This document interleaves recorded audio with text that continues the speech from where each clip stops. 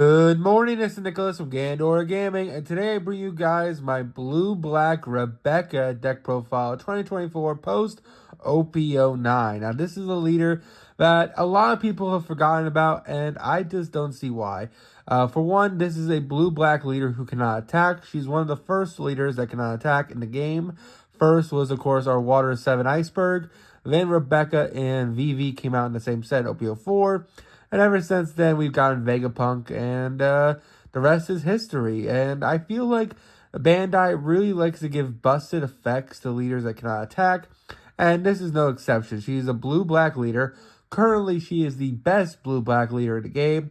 Usopp is not out yet, so she's still currently the best. And of course, Sakazuki is banned, and I don't think the promo beats this Rebecca. So let's talk about it. So yes, this leader cannot attack. However, she has the effect, activate main, rest one Dawn, then look at the top two cards of your deck, add one Dressrosa type to your hand, then trash the rest. So basically, she's a search every turn by resting one Dawn, which is an absolutely incredible effect. Now, you do need to have 6 or less cards in hand. However, this is still an amazing effect, meaning she is a search every turn. Now, the downside to her is that she cannot attack. However, she is still a pretty good leader. And I think she only gets better in OP10 when we get revisited back to Dressrosa and we get some new blue-black cards. Now, you probably will play Usopp instead. However, I do think Rebecca still has a home in the future. So let's talk about it. So this list is based off a list I actually found on YouTube. I've been following this guy. I think his name is Nick Lord. I could be Lord Nick, which is funny because we had the same name. And he is a Rebecca fan. Like this is his deck. He's been playing his deck ever since his deck came out, and he's had so many deck lists on it, so I recommend following his channel. He's pretty awesome. And this is not exactly his list, one-to-one, but he had a couple of concepts I never considered for Rebecca, and I wanted to test them out in a sim. I did pretty well with it, so I decided to make my own version of the deck and bring it all to you all today. So let's get straight into this. So first things first, we're playing 3 copies of 10-drop Kuzan, the heart and soul of this deck.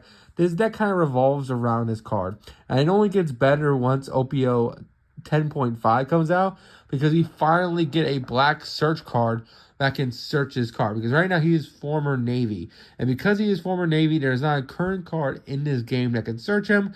However, he's pretty insane. He's a 10-10 coming out from OPO2 that literally says, hey, on your turn, give all your opponent's characters -5 costs. And then on play, he kills a character with 0 cost. So immediately on play, he kills a 5-cost character without any other commitment.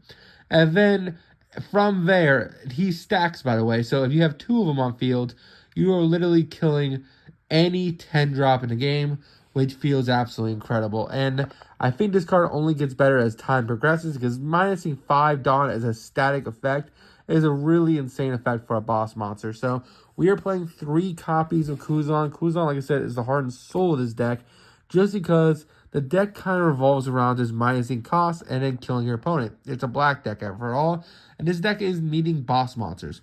Of course, we're playing Gecko Moria as well. The deck's heart and soul as well. This is a soul keystone to any black deck at this point. Literally on play, revive a 4-cost and 2-cost character. One will be rested, one will be active, and he's just an absolute insane powerhouse card. He's an 8-9, and he is basically double reborn, which is incredibly strong, especially with Rebecca combo, with Hina to pop a card. This deck is not the pioneer of it, however, it can abuse it the best, because we are actually a Rebecca leader, so we have a lot of really good 3-cost characters we can play out. Next, this is a card, is a spice card I saw in many of his lists that I didn't understand until I understand synergy with Kuzan. That being Aramaki, or Green Bull. It turns out Aramaki's insane for this leader. Just for the simple fact, it's an 8-8 blocker that basically has the effect that once per turn, you may trash one card from your hand, then place one 2-cost character on the bottom of his deck, then this card gains 3,000 power. The reason why this is so good in this deck is because with a Kuzan on field, this card is shuffling back 7k bodies, which feels pretty awesome. It feels like a better Jack. And that's kind of how I described it in this deck. It's better Jack because it's a blocker, and because it can get bigger than Jack, which feels actually pretty nice. Now, again, it is a certainly interesting card. I've seen some builds of Sakazuki play around with him, but Sakazuki was pretty much banned by the time Aramaki finally came out and it was getting testing done. So it's one of those cards that maybe one day would be good. And in this deck, it looks like it's found its niche. So I'm happy for that. And the reason why I want to shout him out is because he's the one who put me onto this spice by watching his video. And I'm really happy to say it is pretty cool and pretty interesting. I haven't had too much success with myself, but I've seen his videos and he's done pretty well with it. So I think I just need to play more Rebecca duels, which, to be honest, I am not the Rebecca expert. I think this deck is really cool. However, I'm not one who says, oh, I know this deck heart and down. I know all the concepts. I know some of the combos. But that guy's been playing it since OP04. He's been living and breathing this deck. So really check out his channel if you want to be a Rebecca main. Next, to play 2 copies of Monkey D. Luffy. He's the pseudo rush down boss monster of the deck. Now, he does not have rush. However, the field spell allows him to attack active characters. Plus, he has the ability to shuffle back 7 cards in your trash to restand, which is an absolutely incredible feat. He's a 7/7. He is just Rosa type, so he is searchable in the deck. And overall, he's just really good. Next, let's talk about our 5-cost characters. You do have to play Sabo. He's mandatory. Now, I've seen a lot of lists that he was playing. He was playing only 3 copies. Personally, I disagree with that. I think he's just too good of a card, especially with a leader that can't attack. I think it's just a solid 4 of. 5/6, draw 2, trash 2, on play. And he's just a blocker. He's absolutely incredible. He also gives protection to KO effects for the rest of the turn. There's a reason why Black Yellow Luffy's like a prominent leader. It's really living and dying on this Sabo here. We're also playing, of course, 4 copies of Rebecca. This is the searchable blocker in this deck, which feels really nice. A lot of people were calling for Gecko Moria or Rebecca's ban back when Black Sakazuki was one of the best decks. However, this deck can actually search out Rebecca, and Rebecca is actually on theme for this deck, which feels really nice. If you don't know, Rebecca has the ability to, on play, add a character with 3 to 7 costs other than herself from your trash to hand, then play 1 black character with 3 costs or less from the hand rested, which is really, really good. Now, most black decks are playing Brook in this case. Now, you can still play Brook in this deck. However, we have a better 3-cost character that's actually in archetype that is just our version of Brook, which feels pretty good. We're also playing 4 copies of Orlumbus. Orlumbus is just a solid card. This card has the ability to activate main, kill a character you control in order to give -4 cost to a character. It's a pretty solid effect overall. It's a really, really powerful effect. Now, we don't really care about KOing Dressrosa types because we have ways to protect that, because either one of our monsters can be KO'd with the Sabo or with Kyros himself being protected with the field spell, or we just have other ways to get around it, like popping a little baby character instead. Either way, Olympus is a must-have 4 of the deck. It's just really, really solid. We're also playing 2 copies of Hina. Hina is a part of the combo with Rebecca. This card is just a really solid card in general. You don't mind milling it. And overall, it's just a fantastic card. Now, we're playing 4 copies of Kyros. This is our Brook of the deck. Now, if you want, you could add 2 copies of Brook as well into this list. But I still feel like you still play 4 copies of Kyros. Kyros is one of those archetype lock cards. Your leader basically has to be Rebecca in order to get the KO effect. However, it's such a good card.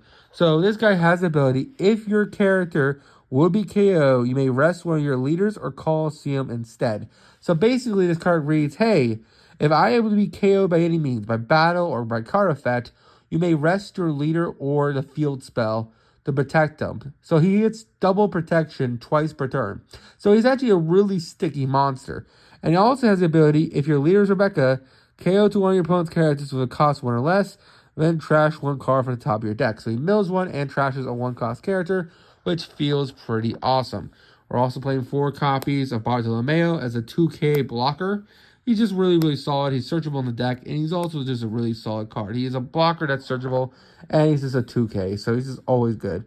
We're also playing 4 copies of One-Legged Soldier, because One-Legged Soldier is a great card. It's another 2K for the deck. It also has the ability to activate main, trash this card on the field to give up to one of your opponent's characters -3 costs for the turn, which is a really, really insane effect. Minusing 3 costs is always a fantastic ability, especially since it's a 2K that is searchable. We're also playing 2 copies of Leo. Leo's interesting. He's basically our Doc Q in the deck. If you don't know Doc Q in Blackbeard, kind of KOs characters, and its Leo serves the same purpose. At once per turn, activate main. You may rest your leader. If your leader is Dressrosa type, KO two of one of your opponent's characters with one or less cost, and then trash the top 2 cards of your deck, which feels really good. Literally, it's just the lovely version of Doc Q for the Dressrosa package. We're also playing 2 copies of Mancherry. Mancherry is a really great card. Not only is it searchable, but adds cards back from your trash to hand. This card has the ability to activate main, rest his character, and rest 1 Dawn. You may place 2 cards from your trash to the bottom deck in any order to add 1 character with 3 to 5 costs from your trash to hand. So you can add back your Sabos, add back your Rebeccas, add back your Olumbuses, your 2Ks, your Kiroses, whatever you need, this card can add back as long as it's doing the ratio to 3 to 5 costs. And that works really well with Rebecca because Rebecca can add back up to 7 costs. So it can add back to Luffy as well, which feels really good. Finally, playing 4 copies of Rebecca. She is the searcher for the deck as well as the leader herself. This card allows you to look at the top 3 cards of your deck to add 1 Dressrosa type other than herself from your hand and trash the rest. The reason why it's good is because you actually get double search with this in the leader. So the leader will get 1 search by resting a Dawn. This will give you another search, and you just keep searching and keep going, which feels really nice. Also, this is a card you can kill very easily off your Olympus to -4 Dawn character and then KO that, which feels pretty good. So that is it for the monsters. Let's talk about the events. So first things first, we're playing 2 stage. We're playing 2 copies of our Colosseum. It's a searchable card. This card is kind of the hard solo deck, but it's also not always needed. Basically, it allows all your leaders, if your leader is Dressrosa, it gives all Dressrosa type characters it can attack active characters the turn they're played. Meaning the 7-drop Luffy can actually attack characters on a turn he's played because it just can do that for some reason. Also, I think the Luffy can also attack active characters. I think that's a concept that the Dressrosa guys can do. That I think the Luffy and the Cavendish can attack active characters. Really interesting concept. But basically, the field spell says, hey, yeah, the turn they're played, you can attack characters which they're played, which feels pretty nice. We're also playing 2 copies of Red Rock because it removes anything in the game. And we're also playing 2 copies of Gravity Blade because Gravity Blade is Gravity Blade. So that is it for the deck list. I'm really happy with it. I think it's really solid. I think it's actually pretty cool. I hope you all enjoy. Check out that guy's videos. I'm going to put a link in the description. See you next one, and bye-bye.